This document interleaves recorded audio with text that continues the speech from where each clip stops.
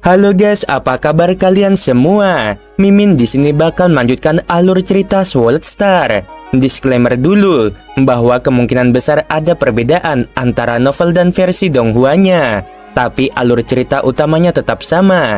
Jadi tanpa ragu, Mimin akan membawakan alur ceritanya. Angin malam berhembus lembut melewati reruntuhan benteng di perbatasan wilayah terlarang. Meski suasana tampak tenang, ketegangan menggantung di udara seperti benang tipis yang siap putus kapan saja. Molly Xiao berdiri tegap di atas menara pengintai, memandang ke arah gerbang yang dijaga ketat oleh para penjaga elit. Suaranya rendah namun tegas saat ia berbicara melalui transmisi suara. Tuan Lohe, mohon terus jaga wilayah terlarang ini. Pasukan kerajaan Xi bisa saja menyerang kembali sewaktu-waktu, katanya. Mata tajamnya menyapu cakrawala. Saat ini, kota Huyang sedang dikepung oleh berbagai faksi dari kerajaan Xi. Setelah situasi di kota mereda, barulah tugasmu akan selesai. Lo Feng atau yang lebih dikenal sebagai Lo He mengangguk pelan meski berada cukup jauh dari Molly Xiao. Dimengerti, jawabnya dengan tenang. Ia paham benar bahwa meski dirinya telah membuktikan kekuatan, kepercayaan penuh dari rumah besar pemilik kota belum sepenuhnya diberikan. Sebagai petani bayaran, ada batas seberapa dalam ia bisa masuk dalam urusan inti kekuasaan. Aku berharap bisa beradu pukulan dengan para master dari pihak musuh, gumamnya pelan sembari kembali ke pintu masuk wilayah terlarang. Sayang sekali, kali ini hanya penjagaan. Ia duduk bersila, merenungkan pertempuran sebelumnya. Yu Tianyi, meski kuat, masih berada di bawah levelnya. Bahkan senjata rahasia aliran mekanik seperti kekuatan embun beku pun tak sebanding dengan kekuatan tubuh ilahi sempurna miliknya. Teknik pedangnya aneh, pikir Lo Feng dalam diam. Ada pengaruh yang dalam terhadap ruang. Satu hal yang membuat Lo Feng berbeda dari banyak pejuang adalah keinginannya untuk terus belajar dari lawan. Baginya, setiap duel adalah kesempatan untuk berkembang. Langit terbelah oleh kilatan energi. Dua sosok kolosal saling bertabrakan di tengah udara. Gelombang energi mereka mengguncang tanah dan langit. Salah satunya adalah Molly Xiao, mengendalikan harta karun rahasia Legion Burung Hantu Ilahi Berlengan 6. Lawannya adalah Yu Tianshu, pemimpin 5 dewa Yu Tian, dengan tubuh dewa yang menjulang tinggi dan tongkat panjang yang berkilauan di tangannya. Setiap benturan menciptakan dentuman seperti guntur surgawi. Yu Tianshu ini benar-benar monster. Molly Xiao menggertakkan gigi. Tubuh dewanya bahkan lebih kuat dari tubuh dewa tak terbatas, dan aku hanya bisa memberinya luka ringan meskipun dibantu formasi kota. Yu Tianshu bertarung seperti badai. Ia tidak peduli akan bertahan atau tidak. Setiap serangannya adalah pukulan tanpa ampun yang bisa memecahkan gunung dan menenggelamkan benua. Sui Yun hanya unggul dalam pemahaman hukum dan alam, ucap Yu Tianshu dalam pikirannya. Tubuh dewaku tak tergoyahkan, tak ada yang bisa menghentikanku. Namun tiba-tiba transmisi suara masuk ke benaknya. Yu Tianshu, kau mundurlah. Itu suara Sui Yun, dingin dan tajam. Mundur? Mengapa? Tanya Yu Tianshu dengan tidak percaya. Yu Tianyi telah kalah. Aku juga bertemu Jenderal Agung Yonghu. Jika kau tetap di situ, kau mungkin akan dikepung dan dibantai. Cepatlah mundur. Dia diam sejenak, lalu tubuh Yu Tianshu mulai bersinar dan memudar. Dia mundur dari pertempuran. Di tempat lain di kota, langit menghitam oleh gelombang darah yang menjulang. Sui Yun, yang selama ini dikenal tenang dan tak banyak bicara, kini berubah menjadi badai kehancuran. Yang menghadangnya adalah Jenderal Agung Yonghu dari ibu kota kerajaan Yu, seorang pejuang legendaris yang dihormati oleh Raja Dewa sendiri. Kau tidak akan lolos hari ini, Sui Yun, seru Yonghu. Suaranya menggema disertai niat membunuh yang memekakkan telinga. Namun Sui Yun hanya tersenyum tipis. Kau punya formasi kota, kau punya harta dari Raja Dewa, tapi bisakah kau menanggung akibatnya? Tubuh Sueyun berubah menjadi gelombang darah yang melahap miliaran makhluk hidup hanya dalam hitungan detik. Tidak hanya musuh, bahkan rakyat biasa pun tersapu oleh kekuatan mengerikan itu.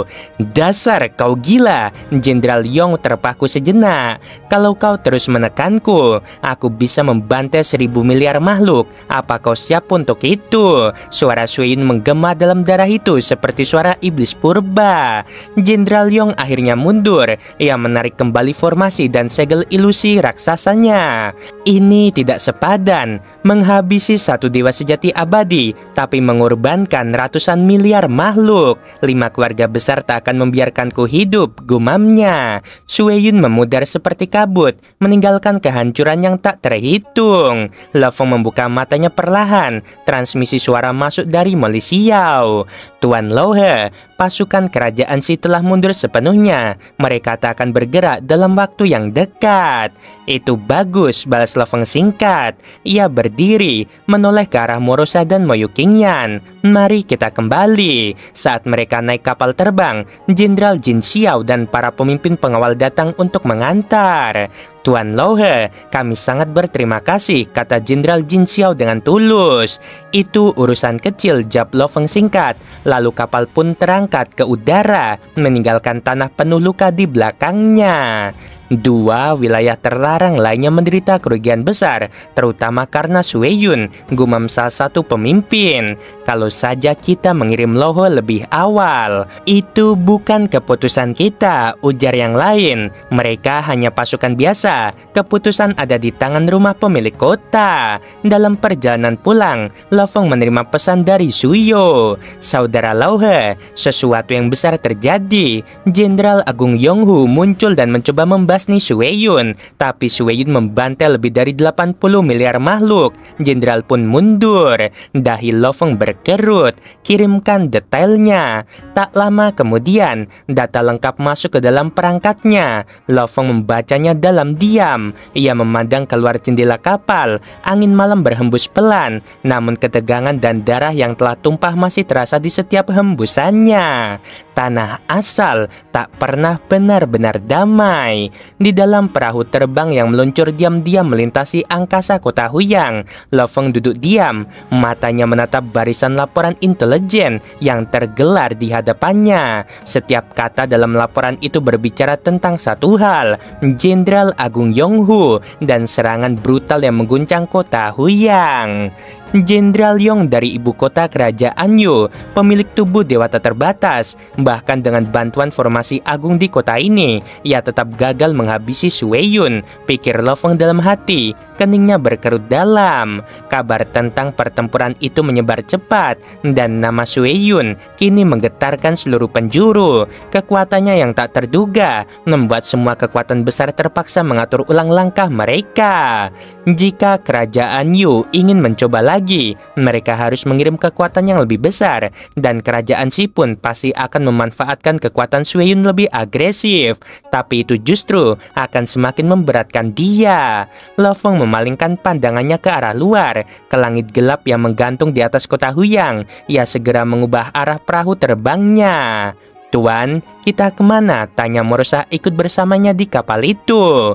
Ke lokasi pertempuran Jenderal Yong dan Sueyun, jawab Lofeng tegas. Tak lama kemudian, perahu mereka tiba di lokasi yang telah disegel oleh para pengawal kota. Sekilas terlihat reruntuhan, rumah-rumah gua yang kini kosong, dan hawa kebencian yang pekat menggantung di udara. Tanda bahwa puluhan miliar jiwa telah hilang di sana. Silahkan segera pergi, salah satu pengawal Huyang menghalangi mereka. Namun ketika ia melihat siapa yang berada di atas perahu itu, sikapnya langsung berubah. Wajah-wajah para penjaga itu menegang saat mengenali Lofeng. Tuan Lohe, ujar mereka serentak menunduk dalam-dalam. Lofeng hanya mengangguk. Ia menarik perahu kembali dan turun, membawa serta Moyu Qingyan dalam perlindungan domain tak kasat matanya. Aku hanya ingin melihat-lihat, katanya singkat. Tak ada yang berani mencegah. Pandangan Lo Feng menelusuri area itu. Hamparan kehancuran tak bertepi. Lebih dari 80 miliar makhluk tewas seketika. Emosi terakhir mereka, yaitu ketakutan, amarah, kesedihan, kebencian, semuanya masih melekat di udara, menjadi pusaran aura gelap yang menggetarkan siapapun yang mendekat. Ini bukan hal baru di tanah asal. Bahkan hukum pun tak mampu mencegah tragedi semacam ini, pikir Lo Feng pahit. Ini adalah dunia di mana yang kuat memangsa yang lemah. Tiba-tiba, sosok tinggi dan akrab muncul dari kejauhan. Sang Tianyang terbang menghampiri, wajahnya suram dan mata yang memerah. Saudara Lo He, sapa Sang Tianyang lirih. Mengapa kau juga ke sini? Tanya Lo Feng. Aku datang untuk mengucapkan selamat tinggal kepada murid-muridku, jawabnya pelan memandang ke arah penuh kebencian. Malam ini, 8.039 muridku dari Sekte Api Surgawi, semuanya terbunuh di sini. Lo Feng terdiam, angin malam menyapu jubah mereka, membawakan hawa duka yang dalam. Salah satu dari mereka bernama Meng Si. Ia kehilangan orang tuanya sejak kecil. Ia bekerja keras belajar pemurnian artefak dengan tekun, hingga akhirnya lulus ujian dan menjadi murid langsungku, ujar Sang Tianyang dengan suara berat. Siapa sangka ia akan mati seperti ini, tanpa makna, tanpa perlawanan. Lo Feng menatap jauh ke arah kehancuran itu. Dunia ini terlalu kejam bagi jiwa-jiwa yang sederhana. Aku dengar Sue Yun, Yu Tianshu, dan Yu Tianyi semuanya masih hidup, tanya Sang Tianyang setelah jeda. Ya, aku bertarung melawan Yu Tianyi. Dia cukup kuat, tapi Sue Yun jauh lebih kuat dari laporan manapun dan lebih gila, jawab Lo Feng. Sang Tianyang mengangguk pelan. Dulu, dia adalah sosok yang terkontrol, tapi malam ini dia membantai lebih dari 80 miliar makhluk. Jika tak ada yang menghentikannya, dunia ini akan berubah. Keduanya berdiri diam di sana cukup lama sebelum akhirnya berpisah, membawa beban dan kesedihan masing-masing. Sesampainya di sektenya, Sang Tianyang memanggil seseorang yang sangat ia percaya, yaitu Paman Ciu, pelayan tua dari masa lalunya. Pemimpin sekte, sapa sosok metalik itu hormat, wajahnya yang keemasan bersinar lembut. Paman Ciu, aku ingin kau menjaga sesuatu untukku. Sang Tianyang menyerahkan surat rahasia padanya. Jika sebab dan akibatku lenyap, berikan ini kepada 5 orang yang tercantum. Pemimpin sekte, apa maksudnya ini? Paman Ciu menatapnya cemas. Aku tidak mencari kematian, hanya bersiap menghadapi sesuatu yang sangat berbahaya. Kalau begitu, harus kau tetap melakukannya? Tanya Paman Ciu lirih. Ya, karena ini penting bagiku. Ini bukan demi murid, bukan demi dendam. Ini demi sesuatu yang lebih besar. Malam itu, Sang Tianyang juga mengunjungi Master Menara Bunga Impian, seorang wanita yang selalu ia kagumi. Tianyang, malam-malam begini mengapa kau datang? Tanya sang master tersenyum hangat.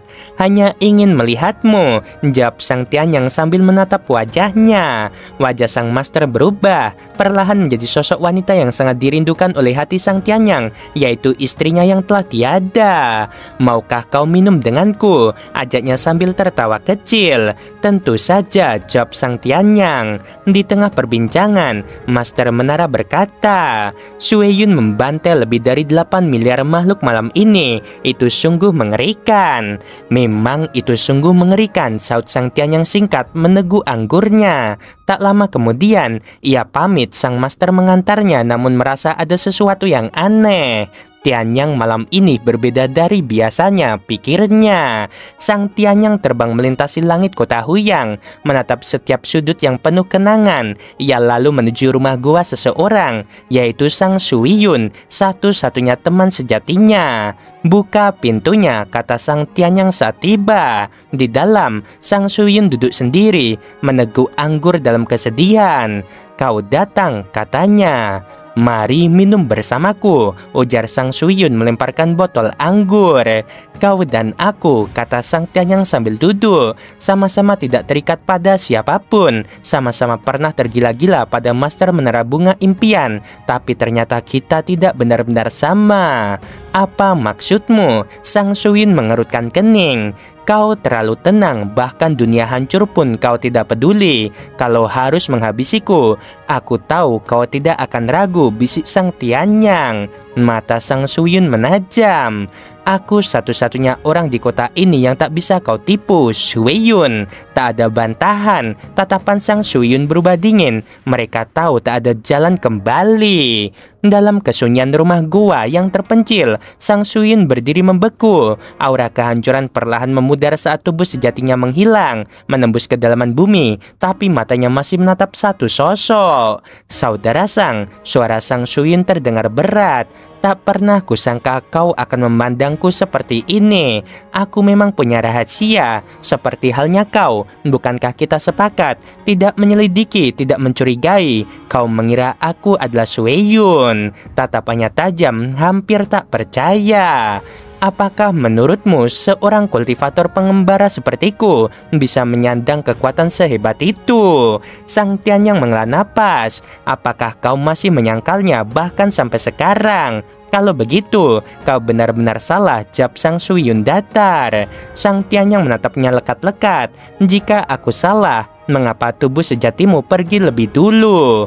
Hening sejenak, Sang Suyun akhirnya menghela napas panjang. Jadi kau bisa mendeteksi teknik pelarianku, gumamnya. Teknik itu adalah gabungan dari 3 jurus tingkat tinggi alam kekacauan primal. Bahkan dewa sejati abadi sekalipun tak akan bisa menyadarinya. Aku bukan ahli dalam segala hal, kata Sang Tianyang merendah. Hanya tahu sedikit tentang pemurnian artefak. Tapi kau terkenal di kota Huyang, Sang Suyun menyindir. Dan aku sudah tahu sejak lama, kau dan aku sebenarnya tak jauh berbeda. Kita berbeda, potong Sang Tianyang tegas. Kita sama-sama kesepian, tapi aku belajar bersyukur. Dunia ini penuh warna, ada kehidupan, cinta, perjuangan. Sama seperti kita dulu, apa kau lupa?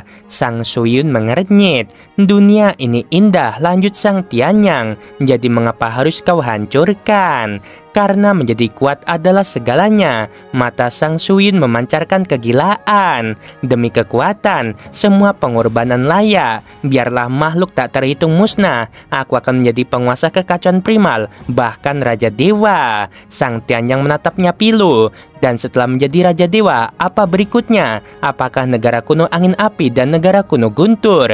Mereka tetap akan melampauimu. Akan selalu ada yang lebih kuat, Shuiyun. Aku tak peduli, bentak Sang Suyun. Aku sendirian, yang aku tahu aku harus terus naik. Menjadi kuat demi menjadi kuat, itu bukan kekuatan, itu kesia-siaan, ucap Sang Tianyang lembut. Sang Suyun menyeringai dingin. Tentu saja kita berbeda. Kau hanya buih kecil di samudera semesta tanah asal, sedangkan aku adalah langit dan bumi. Aku akan menjadi kehendak segala makhluk. Sang Tianyang menatapnya dalam. Lalu, apakah kau bahagia? Pertanyaan itu menghentikan Sang Suyun. Jika di puncak kekuasaan kau tetap kesepian dan menderita, lanjut Sang Tianyang pelan, maka jalanmu ini adalah jalan derita. Sang Suyun diam, namun mata itu bergetar sesaat. Aku hanya berharap ketika kita berpisah nanti, kau bisa memilih jalan yang bisa membuatmu bahagia. Jalan yang mampu kau hadapi dengan jujur di hadapan mereka yang pernah kau sayangi. Sang Suyun menatap tajam lagi. Apakah kau benar-benar mencoba mengubahku? Ya, sahut Sang Tianyang tanpa ragu. Dasar bodoh. Sang Suyun tertawa kecil. Aku tahu kau menyusun rencana cadangan. Apa itu? Katakan padaku. Mungkin aku akan membiarkanmu hidup. Sang Tianyang tersenyum samar. Tebak saja, aku tidak yakin bisa menghabisimu, tapi kemungkinannya ini berhasil 90%.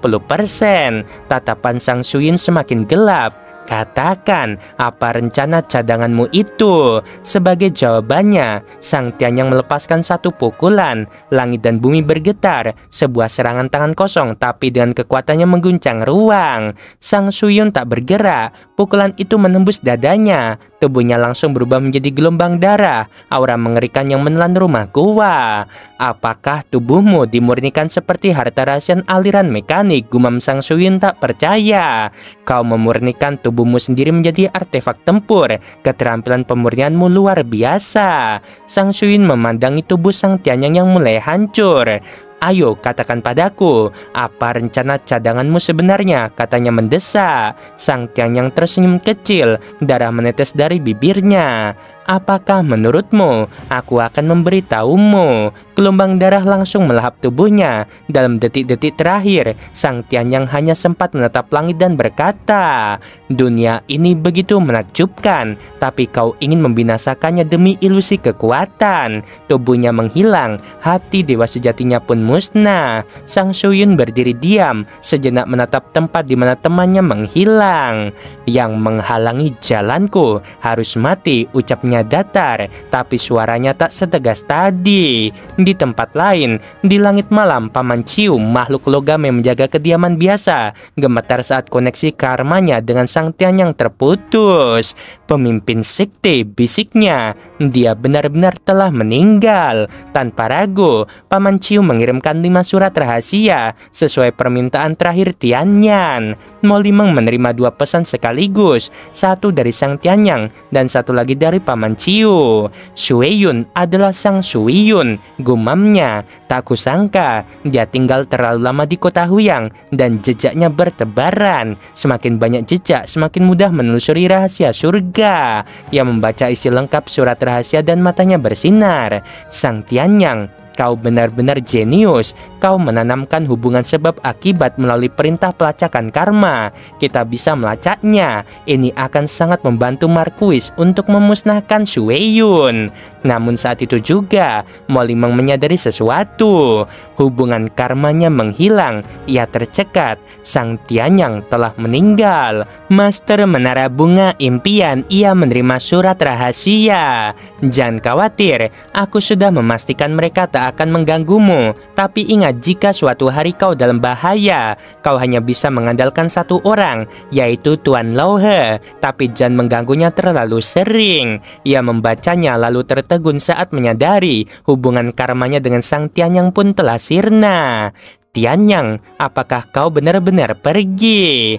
Di Gunung Sunyi, Lofeng yang sedang berkultivasi di puncak gunung menerima kabar dari aula gelap Asosiasi Angin Api. Sang Tianyang telah dipastikan meninggal sesuai wasiatnya. Seluruh harta warisannya, lebih dari 3 juta pasir kosmik dan surat rahasia, akan diserahkan padamu. Lofeng menggenggam pesan itu, wajahnya berubah serius. Dengan kematian Sang Tianyang, permainan besar pun dimulai. Dia tidak mati sia-sia. Ia meninggalkan sesuatu yang jauh lebih berbahaya bagi Sang Shuiyun atau Shuiyun. Jejak sebab akibat yang mampu melacak keberadaannya.